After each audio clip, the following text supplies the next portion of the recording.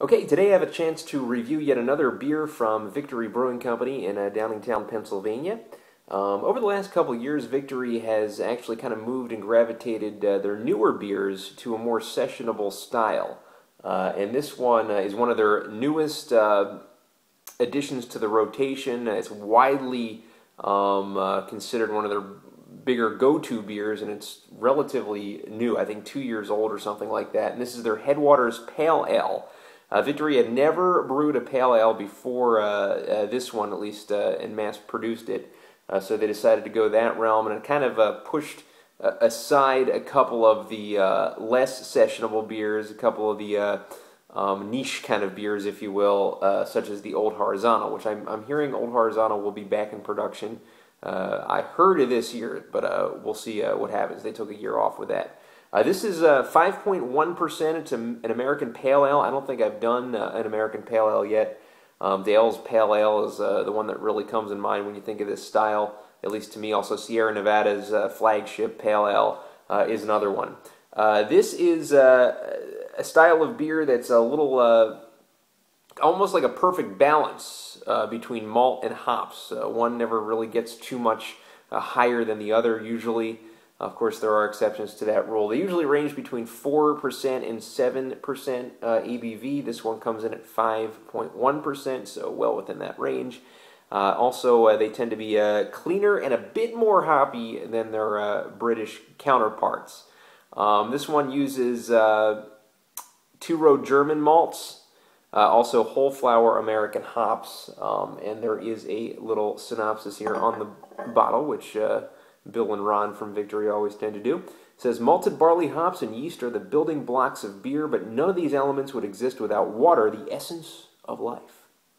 The waters that feed our brewery begin just over a dozen miles away, making for spectacularly pure and vital water for brewing. Having worked with watershed advocacy groups since our inception, we value our headwaters, our source, in many ways, and we think you'll value them as well when you taste this firmly crisp and aromatically arousing pale ale. Here is the logo. Of course, the sunset or sunrise, I guess, if you will, with the big hoppiness. Almost looks like a Trogs kind of label. We'll open her up. We'll pour into a pint glass. It's the standard vessel for American Pale Ale. It's not really that much of a heavy hitter as far as ABV goes. You don't need a snifter or anything really closed-in, conical at the top either. As we pour it into this pint glass, we will see a very, very orangey color, almost kind of the color of their Victory Hop Devil in a way. Actually, I don't see any difference in the color of that. A little bit of a thinner head, as you can see. Not too much retention. There is some stuff going on here in the beer, very fine particulates. Particulates rather wafting up. So just a nice, very pleasant to the eye kind of beer. And let's grab a whiff. Very grapefruity, very almost West Coast IPA smelling, if you will. I can definitely smell that flowery kind of effervescent, almost spring-like kind of smell to this.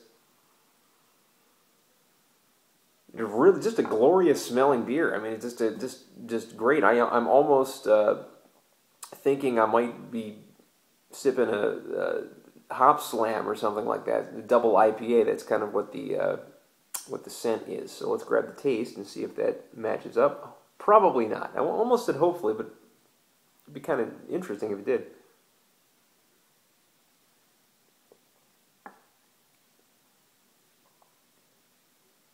Yeah, you know what? The bitterness does kind of outweigh the malt characteristic of this. I don't have the IBU count. I probably should have checked that out, and I don't believe the IBU count is on the bottle either. But wow, now that I'm getting a little bit of the aftertaste, I am getting a little bit more of the malt characteristic in the background, rather than that biting, like sharp kind of feeling on your tongue. I am getting that in the beginning of this outweighing, but the malt does take over, and it kind of makes it a little more subtle in the aftertaste of the beer. I could basically drink probably a few of these in a sitting, in that it's not really that heavy on the alcohol.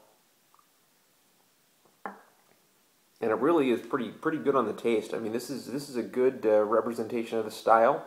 Haven't really have had too much in the way of this style before, but from what I've had, this one definitely is a very good representation, as I mentioned. So I'm going to give Headwaters Pale Ale from Victory Brewing Company. I'll give it a 9 out of 10.